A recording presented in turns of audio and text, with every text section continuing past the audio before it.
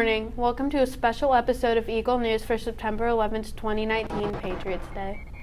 Today, Eagle News will take a look back at one of the longest days in American history.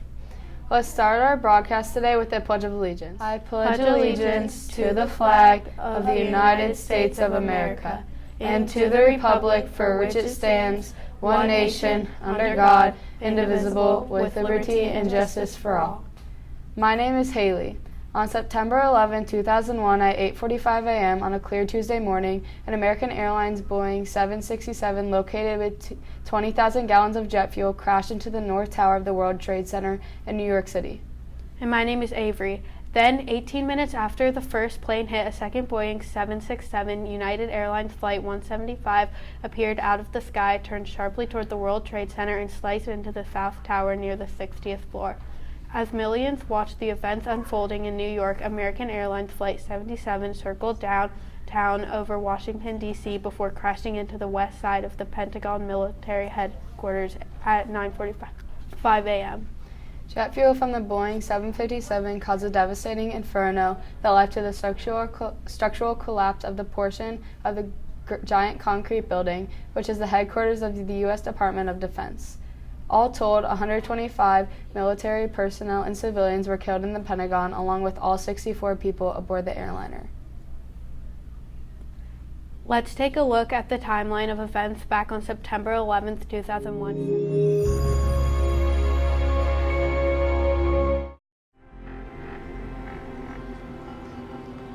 September 11th, 2001. A day of grief. A day of courage. This is how that day unfolded.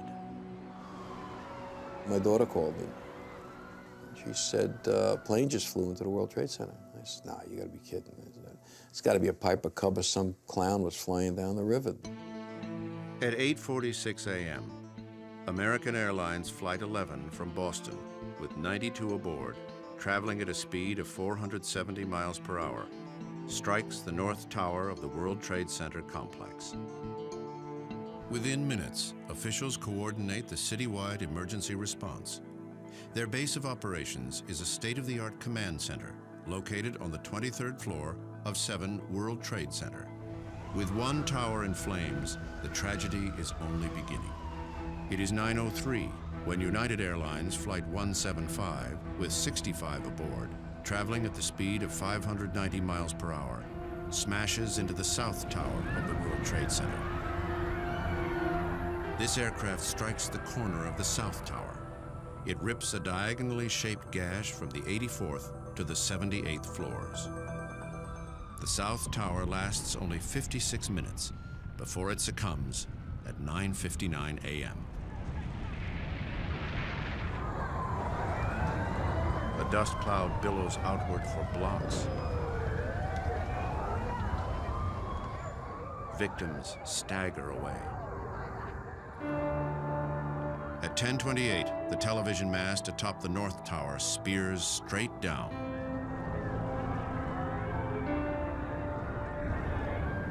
Once the collapse started, there really wasn't any way to stop it. It was just going to go all the way down once it got started.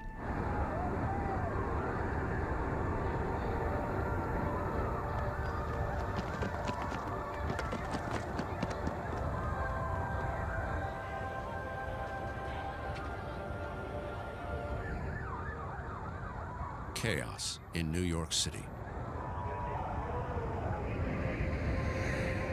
Power is down in Lower Manhattan.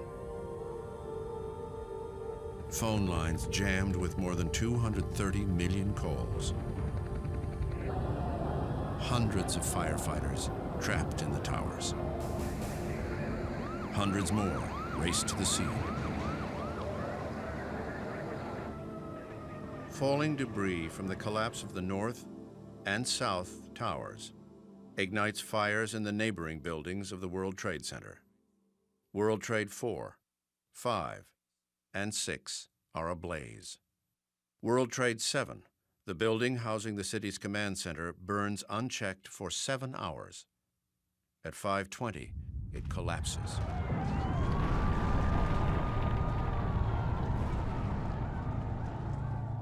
The city's emergency nerve center is destroyed. Somewhere in that time, and it's very hard to keep track of time during this, they had been ordered to evacuate number 7 by the Port Authority. To this day, we don't know who gave that order, but whoever it was saved a lot of people's lives. With New York a war zone, some residents walk across the Brooklyn Bridge to get out of the city. Others seek escape in vessels piloted by the Army Corps of Engineers. At 7:45 p.m., the New York Police Department says 78 officers are missing and estimates that 200 firefighters are dead. At 10:56 p.m., police officials say they believe there are victims alive in the rubble of the World Trade Center. Working with urban search and rescue teams, there was a lot of areas to be searched underneath the debris field. There were voids that had to be searched for possible live people. September 11th, 2001, the longest and most tragic day in New York's history, is drawing to a close. Meanwhile, a fourth California-bound plane, United Flight 93, was hijacked about 40 minutes after leaving Newark Liberty International Airport in New Jersey.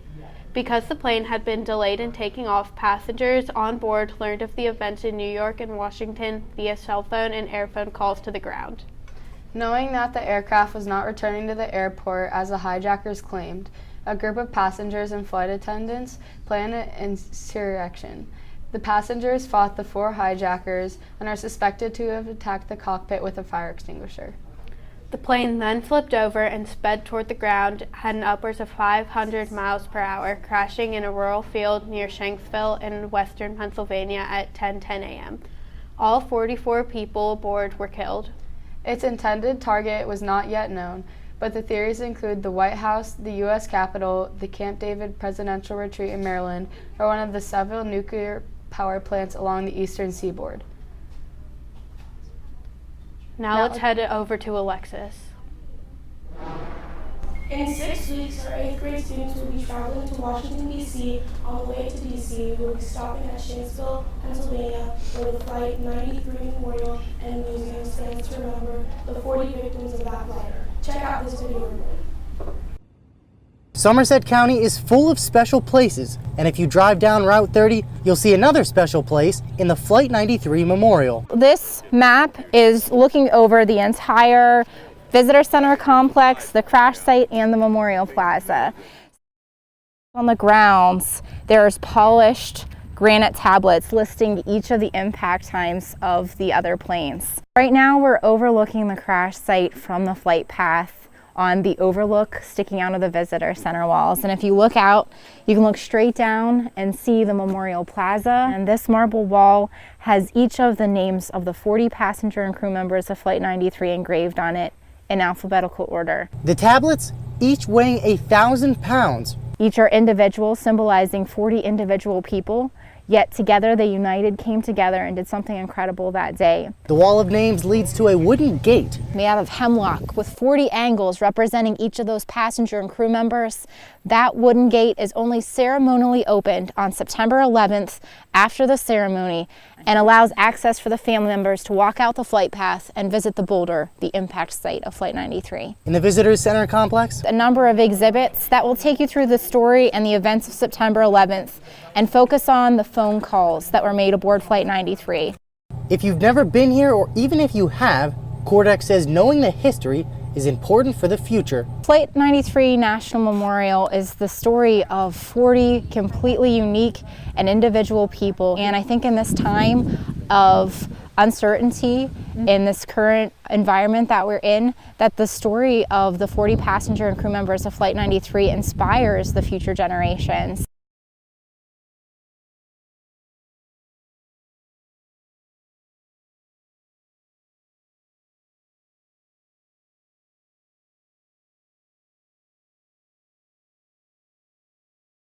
The 8th grade looks forward to paying our respects and visiting this wonderful memorial.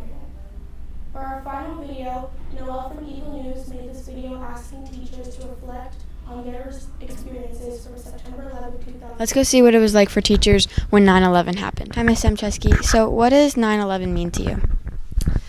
9/11 was a very unexpected and obviously devastating day for many people. And for me, I can remember the exact place I was when we heard the news of what was happening.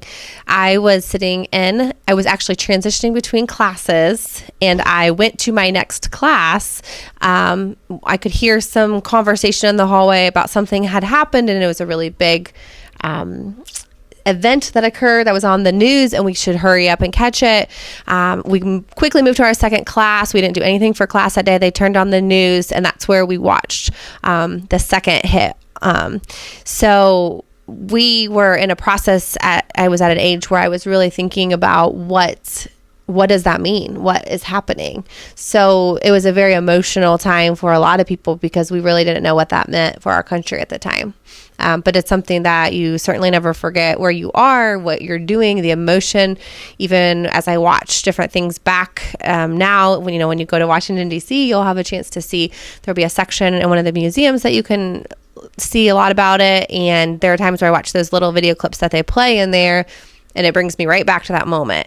So there's just certain things in your life that are so connected to, and so it kind of you have such a strong feeling around that it's impossible to forget the moment that it happened. I was, when 9/11 happened, I was actually working for Fifth Third Bank in Upper Arlington. I can remember everybody in the bank when it happened, they thought when the first plane hit, a lot of people were thinking, well, that's a fluke accident. It's something like that happened. And then when the second one hit, they started to really, they were saying, yeah, this isn't an accident. This is a terrorist attack. And I can remember people were bringing TVs in and they were watching because everybody was just shocked. It just felt like the world completely stopped when that happened. The TV stations, everything ended up, no matter what it was, MTV, no matter what it was, everything was showing news. It was all news all the time for that, because obviously a very big deal when that happened. 9/11, what it meant to me, I would say initially it was obviously sad, it was confusing. It took a little bit of time to really process and figure out what was going on. But I would say if I had to put a positive spin on it, I think one of the best things that came out of that tragic event was the fact that I felt like it really brought our country together. And I think people that were around for it will know what I'm talking about. But it seemed like for the months kind of after 9/11, it was just really cool to see how, political differences and other differences didn't matter as much. And we kind of banded together as a country, and we were all just Americans, which is really kind of hard to imagine when you think about where things are at today. But I think that was just the coolest thing, is that, it just, other things didn't matter as much anymore. Actually, it meant a lot because I had a lot of friends that got affected by it. Lost a couple of people that I went to high school with that worked in the buildings, and unfortunately passed away. So, well, it was kind of a surreal experience for me in particular because I was living in Washington State at the time, and it was at a time in my life where I didn't have TV. So I didn't actually get the news till much later in the day. Nobody had called me. I wasn't on the internet or anything like that, so I had no idea what was going on until one of my friends called me and let me know what was going on.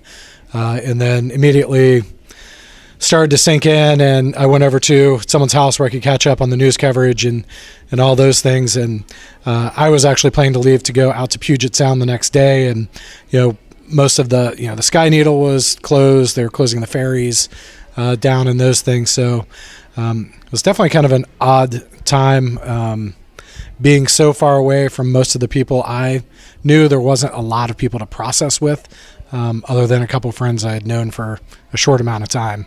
So it's definitely a very strange experience for me. I was in 5th grade, and I was at Cherry Tree Elementary. I went to school in Carmel, Indiana, and I remember walking to my 5th grade math teacher's room because I wanted a little extra help on my homework. And as I was walking to his room, I noticed that the hallways were really quiet, and the TV was on in his classroom, which was a little odd for the TV to be on at the beginning of the school day.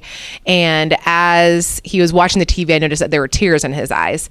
And so I realized that something really bad had happened, but being a fifth grader, I didn't fully understand the events of that day. So my teacher told me that I should go back to my homeroom and he would help me later. And so I went back to my homeroom, and then I think our teachers probably told us some of the events of that day, but it wasn't until I got home that my mom and dad explained to me, what had happened, and that we were safe, and that there wasn't anything for me to worry about just in that moment. But just to, be thankful for what we had that day and that we were with our loved ones.